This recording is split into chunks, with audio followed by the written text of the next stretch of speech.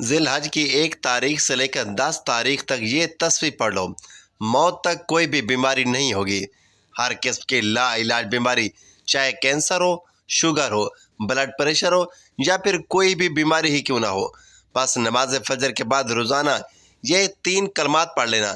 انشاءاللہ جسم سے ہر قسم کی بیماری ختم ہو جائے گی۔ کوئی بھی سخت سے سخت بیماری ہی کیوں نہ ہو، بس نماز فجر کے بعد یہ 3 کلمات پڑھ لینا۔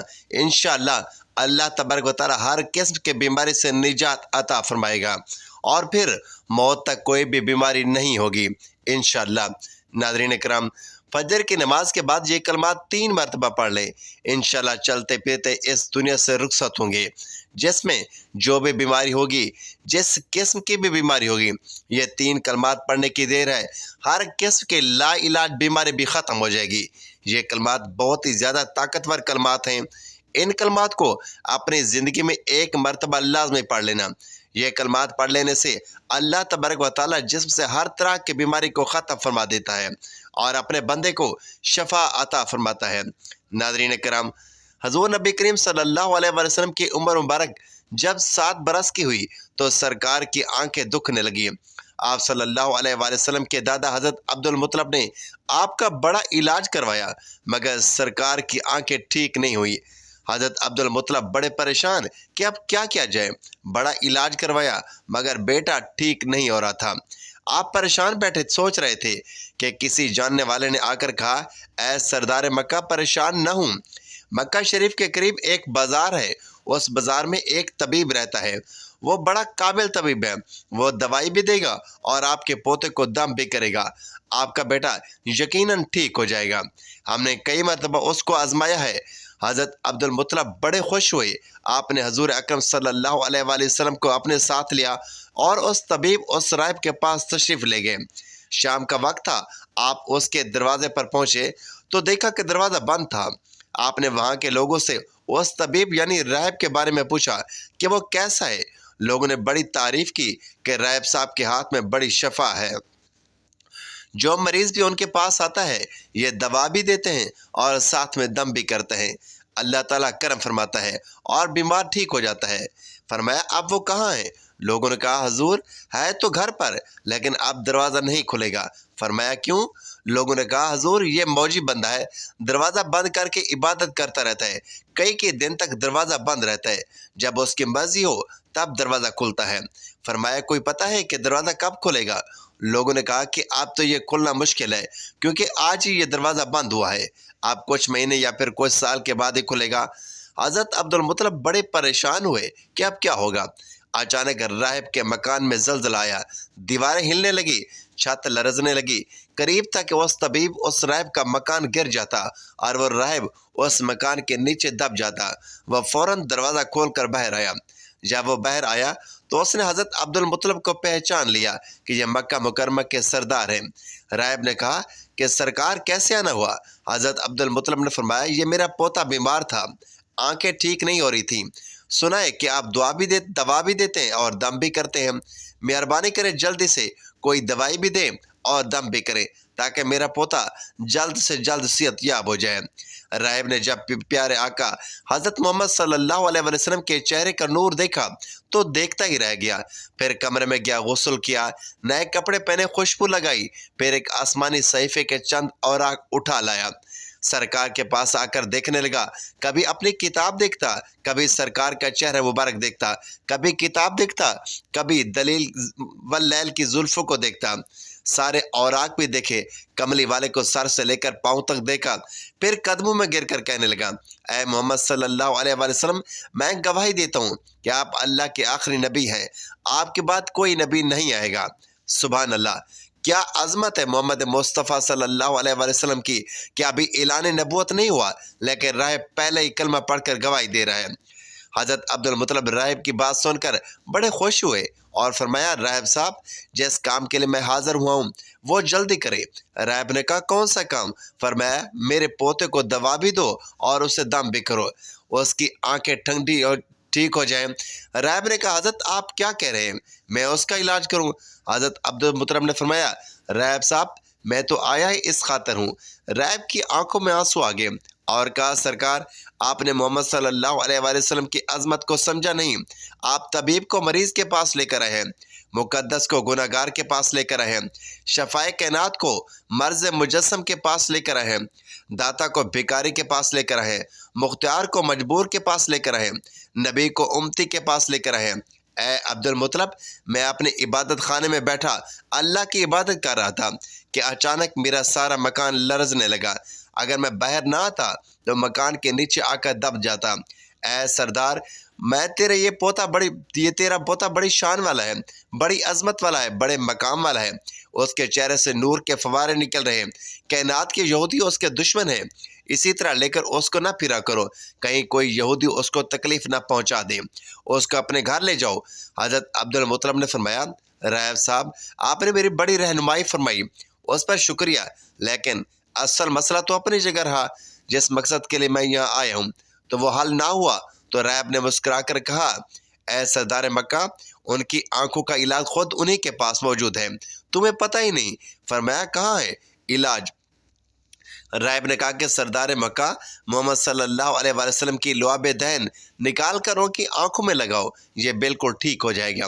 حضرت عبد المطلب نے اسی وقت سرکار کے منہ سے لعاب نکال کر آپ کی آنکھوں میں لگایا تو آپ کی آنکھیں اسی وقت ٹھیک ہو گئیں، جیسے کبھی دکھی نہیں تھی۔ حضرت عبد المطلب بڑے حیران ہوئے اور راہب کا شکریہ ادا کیا۔ چلنے لگے تو راہب نے کہا، حضور، شکریہ تو آپ کا کہ آپ نے مجھے سرکار کائنات کی زیارت کروائی۔ حضرت عبد المطلب نے فرمایا کہ راہب صاحب، آپ کا دم بہت مشہور ہے، سنا ہے کہ آپ جس کو بھی دم کرتے ہیں وہ مریض اسی وقت ٹھیک ہو جاتا ہے۔ وہ دم کیا کرتے ہیں، وہ الفاظ کیا پڑھتے ہیں کہ جن میں اللہ نے اتنی تاثیر رکھ دی ہے؟ راہب مسکرا پڑا اور کہا، مریض پاس آتا ہے تو میں اللہ کے بارگاہ میں ہاتھ اٹھا کر کہتا ہوں، یا اللہ، تجھے آخری نبی کی عظمت کی قسم، تجھے اس کے پیار کا واسطہ، اس کی محبوبیت کا واسطہ، اس بیمار کو شفا دے دے۔ پھر میں مریض پر دم کرتا ہوں، اللہ تعالیٰ بیمار کو شفا دیتا ہے۔ ماشاءاللہ۔ ناظرین کرام، حضور نبی کریم صلی اللہ علیہ وسلم نے اپنی پوری زندگی نہایت سادگی سے گزاری۔ آپ کی خوراک نہایت سادہ تھی۔ پیارے دوستو، کسی بھی شخص کے اخلاق و کردار کا مطالعہ کرنا ہو تو اس کی عادت کے ساتھ ساتھ اس کے لباس اور اس کی گفتگو سے اندازہ لگایا جا سکتا ہے کہ وہ کس طرح کی زندگی بسر کر رہے ہیں۔ نبی کریم صلی اللہ علیہ وآلہ وسلم حکمران ضرور تھے، لیکن اس کے ساتھ ساتھ آپ صلی اللہ علیہ وآلہ وسلم نے نہایت متوازن تھے۔ آپ کی خوراک اتنی کم اور سادہ تھی کہ حضرت انس رضی اللہ تعالیٰ عنہ بتاتے ہیں کہ نبی کریم صلی اللہ علیہ وآلہ وسلم کے ہاں کبھی گوشت اور روٹی کا کھانا صبح شام 2 وقت موجود نہیں تھا۔ ہاں، لیکن جب مہمان آتے تو ایسا ممکن ہوتا، یعنی دونوں وقت کھانا موجود ہوتا۔ مہمانوں کے حوالے سے اللہ کے رسول صلی اللہ علیہ وآلہ وسلم کی تعلیمات کو پڑھ کر آگے بڑھتے ہیں۔ آپ صلی اللہ علیہ وآلہ وسلم ارشاد فرماتے، جو شخص اللہ اور یوم آخرت پر ایمان رکھتا ہے اسے چاہیے کہ اپنے مہمان کی عزت افزائی کرے۔ اس حدیث سے بھی آپ صلی اللہ علیہ وآلہ وسلم کا اخلاق معلوم ہوتا ہے۔ آپ صلی اللہ علیہ وآلہ وسلم مہمانوں کی بہت زیادہ عزت کرتے تھے۔ ام المومنین حضرت عائشہ صدیقہ رضی اللہ تعالیٰ عنہ فرماتی ہیں کہ آل محمد صلی اللہ علیہ وآلہ وسلم نے کبھی لگاتار 2 دن جو کی روٹی سیر ہو کر نہیں کھائی، حتیٰ کہ رسول اللہ صلی اللہ علیہ وآلہ وسلم وفات پا گئے۔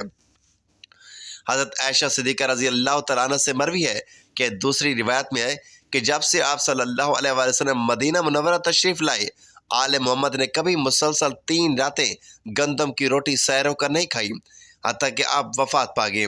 حضرت ابن عباس رضی اللہ تعالیٰ عنہ کہتے ہیں کہ رسول اللہ صلی اللہ علیہ وآلہ وسلم اور آپ کے اہل خانہ مسلسل کئی راتیں بھوکے سوتے تھے۔ انہیں رات کا کھانا میسر نہیں ہوتا تھا، ان کے زیادہ تر روٹی جو کی ہوتی تھی۔ حضرت عائشہ صدیقہ رضی اللہ تعالیٰ عنہ فرماتی ہیں کہ رسول اللہ صلی اللہ علیہ وآلہ وسلم میرے پاس تشریف لاتے اور پوچھتے، کھانے کو کچھ ہے؟ میں عرض کرتی، یا رسول اللہ، کوئی چیز نہیں۔ آپ صلی اللہ علیہ وآلہ وسلم ارشاد فرماتے، تو آج میرا روزہ ہے۔ ایک مرتبہ حضرت عائشہ صدیقہ رضی اللہ تعالیٰ عنہ نے اپنے بھانجے حضرت عروہ بن زبیر رحمۃ اللہ علیہ سے فرمایا کہ بعض اوقات ہم پر 3 چاند طلوع ہوتے، یعنی 3 ماہ گزر جاتے اور رسول اللہ صلی اللہ علیہ وآلہ وسلم کے گھر چولہا نہ جلتا تھا۔ حضرت عروہ رحمۃ اللہ علیہ بڑے تعجب سے پوچھتے ہیں، خالہ جان، پھر آپ لوگ زندہ کیسے رہتے تھے؟ آپ رضی اللہ تعالیٰ عنہ نے جواب دیا، بیٹا، ہمارا گزر بسر پانی اور کھجوروں پر ہی ہوتا تھا۔ اللہ کے رسول صلی اللہ علیہ وسلم کے پاس انصاری لوگ ہر روز دودھ کا تحفہ بھیج دیا کرتے تھے، کیونکہ ان کے ہاں دودھ والے جانور کثرت سے پائے جاتے تھے۔ وہ دودھ اللہ کے رسول صلی اللہ علیہ وآلہ وسلم ہمیں بھی پلاتے تھے۔ حضرت ابو دردہ رضی اللہ تعالیٰ عنہ کہتے ہیں کہ میں ایک مرتبہ حضرت عائشہ صدیقہ رضی اللہ تعالیٰ عنہ کی خدمت میں حاضر ہوا۔ انہوں نے ہمیں ایک موٹا سا تہمند نکال کر دکھایا۔ یہ کپڑا یمن میں تیار ہوتا تھا۔ پھر انہوں نے ہمیں ایک اوڑھنے والی چادر بھی دکھائی جسے موٹی چادر کہا جاتا ہے۔ دونوں چیزیں دکھانے کے بعد انہوں نے اللہ کی قسم اٹھا کر فرمایا کہ اللہ کے رسول صلی اللہ علیہ وآلہ وسلم نے ان دو کپڑوں میں وفات پائی۔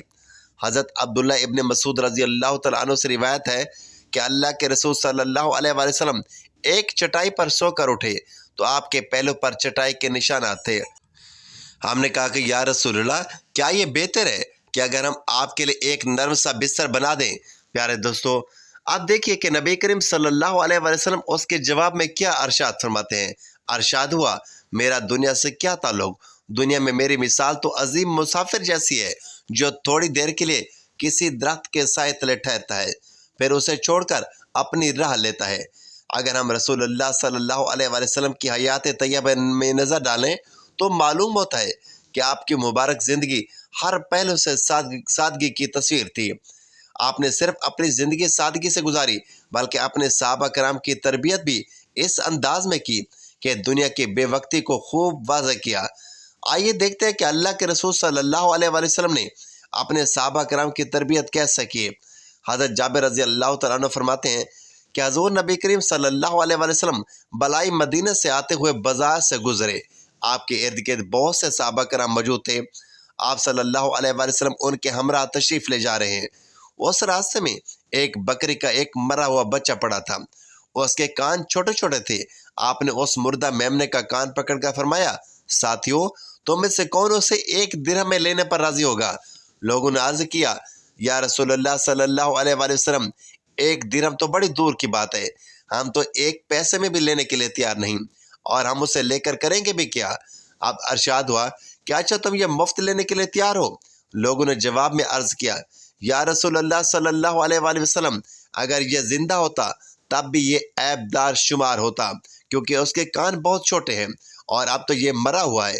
مراد یہ کہ اسے مفت میں لینے کے لیے بھی تیار نہیں ہے۔